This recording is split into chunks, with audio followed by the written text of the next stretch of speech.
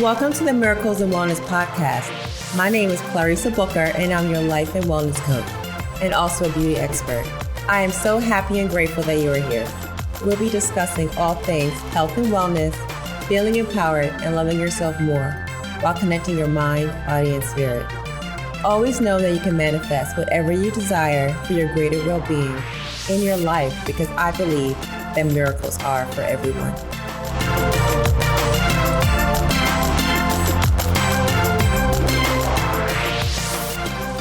Some would say the obesity epidemic started back when they started replacing dietary fat with sugar. But you know, there's always like this trend going on with this is good and this is not good. Dietary fat, sugar, carbohydrates. There's just always something, protein, that people are going to focus on a lot of times because there's this diet culture, whatever can help you lose weight the quickest instead of, focusing on the food you eat and the lifestyle. Because of that, we can start putting on more and more weight and just the pounds start adding up. And it won't be like muscle density, like you're getting more dense. It'll be more like, your little soft spots, you're a little fatter and you're getting fatter.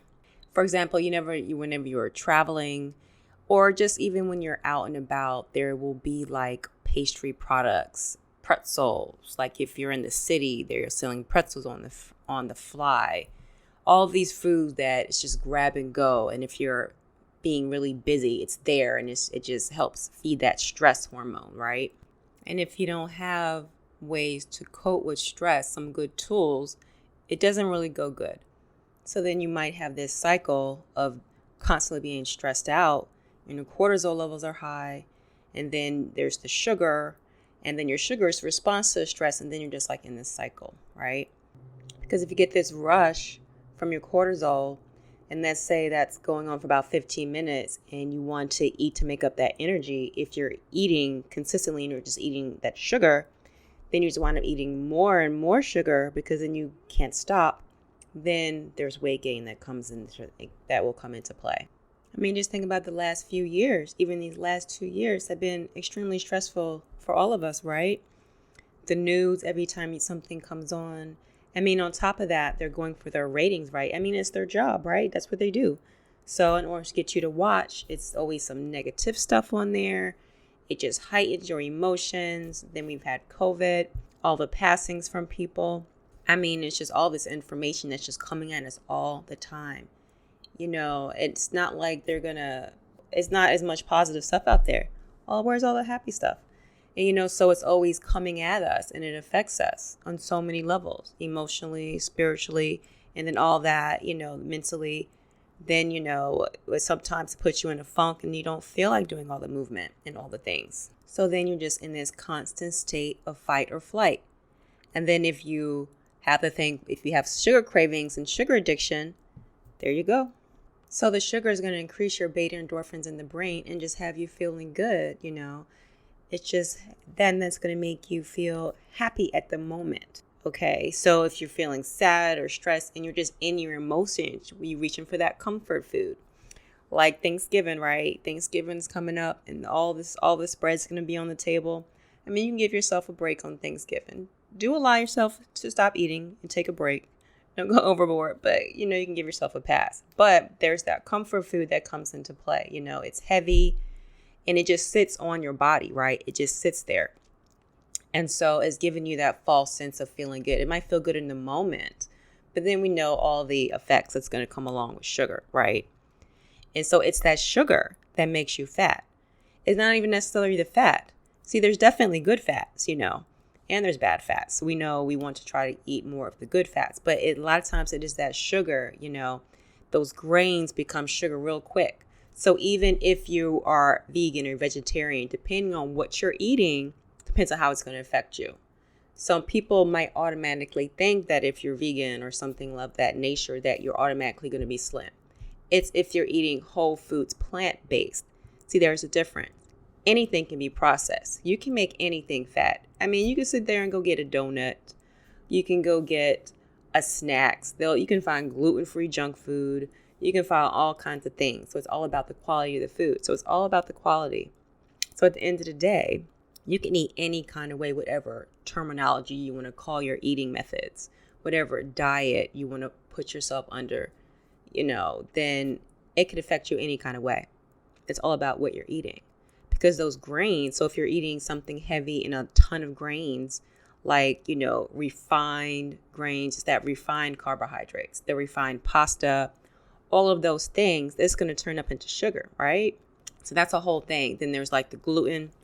Gluten is a whole topic on itself. It's celiac disease, all the things, all the wheat.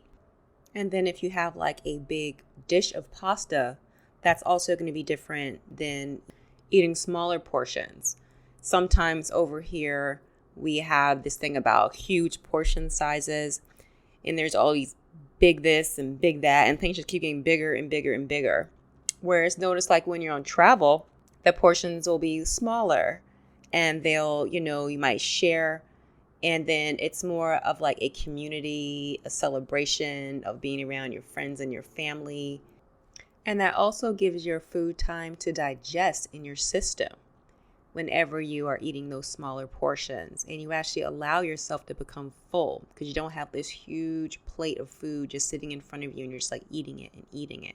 But really, sugar is like a drug. People get addicted to sugar all the time, and it can be really hard for people to stop eating it.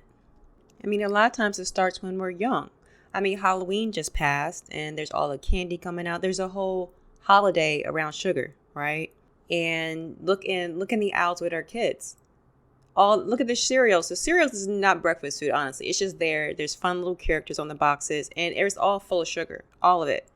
It's hard to find cereal that's like not as sugary. You can just try to do your best, but a lot of times sugar is loaded with it. And so it starts that young, and then you get older, you just eat more and more and more. And then in turn, it starts affecting your health. There's a lot of times sugar, alcohol, and smoking cause death, right? I mean, because that sugar, especially if you're reading like food labels, and if there's like, first of all, if you cannot pronounce what's on the label, that's a sign that you should probably not get it. And if the first couple of ingredients have sugar in it, it's going to be loaded. It's like the first. So even if it's like the second ingredient, it still has a lot of sugar in there. And there's a lot of names of sugar. So just to be aware of that, there's tons of names. And when you get ready to start cutting back on your sugar just to withdraw it, in the beginning, you might feel a little sad. You might need to work through whatever emotions that you have repressed down there. But over time, that's all going to balance out. You can just start swapping that out with protein, healthy fats, and carbohydrates that are low on the glycemic index so that they can just digest and absorb like more slow instead of just hitting you really fast. And then you'll start noticing that sugar craving starts going away. Also paying attention to how you start your day. Like, are you eating breakfast? And what are you eating? So are you eating food that has good quality protein in it? Some good carbohydrates, some low glycemic carbohydrates, so that your body's not going to crash in a few hours, so that you're not running for that sugar fix. So how you start your day can affect you for the next few hours, right? It can affect you for 12 hours.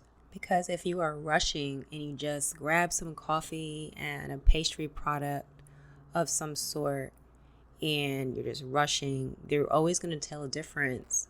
Later on in the day, around 2 or 3 o'clock, for instance, you're going to want to eat something. And let's say you were so busy, then you go home, you might eat it all, right?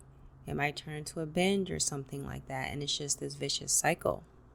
And if you have a tendency to rush and that is your morning routine, just try something a little different tomorrow. Just try switching it up, having something else, and just giving yourself some time to sit down and enjoy your food and have some breakfast before you head out. And if that requires you getting up 30 minutes early, I know mornings can be a bit hectic. It is for me as well. Just try to find a way to work that in. Just be like, this is me time. I need this for myself. This is part of my self-care and I deserve this because I just want to start my day in a better state. And I don't want to feel rushed or hangry or any of those things.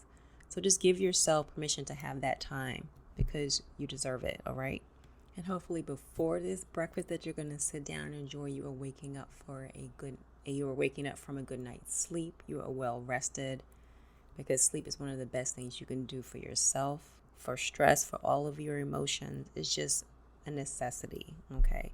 So if you are struggling with something, one of the best ways to relieve stress is with sleep, okay? Deep sleep is going to metabolize any excess cortisol and epinephrine you have and just helps it release it. Because if you're not sleeping and you're not eating well, that alone will affect your weight and your health in so many ways. So give yourself permission to sleep. You know, if you're working on a project, if you're working all night, if you're working those shifts, give yourself permission to sleep, to say no if you need to do whatever you need to do for yourself, for your health, because that's number one. Because without that, you can't do any of those other things. None of that other stuff matters, all right? It just doesn't. Put yourself first. Okay, so I hope this little mini episode helped you. And to know this journey for your health and weight loss can sometimes feel hard to be consistent. And then just knowing how to keep the weight off permanently without feeling hungry or just wanting your health to just be in a better state. So that's why I'm creating this course called Clean Eats Blueprint. And you can go ahead and add yourself to the wait list, so you'll be one of the first to know that's when it's ready to go live in a few weeks. It'll be here in no time, right in time for January. And it is not about new you, new me at all. This is about a lifestyle that's livable and sustainable. Okay? No diets, right? So what I want you to do is go to bit.ly/TWA waitlist. That's bit.ly/TWA WAITLIST. And the link will also be in the show notes. You can just click on it, so you don't have to write it down if you want to. And just go over there and just add your name on, and you'll get notifications when everything is about to go live. And also, do not forget to leave me a written review on iTunes. I really appreciate it. It means the world to me. And you also help us reach more people that way so that we can heal one day at a time. Okay, guys? All right? If you like my morning show, leave a review. Bye, guys. Thank you so much for coming by. And don't forget to subscribe and leave a written review. Until next time, love and light.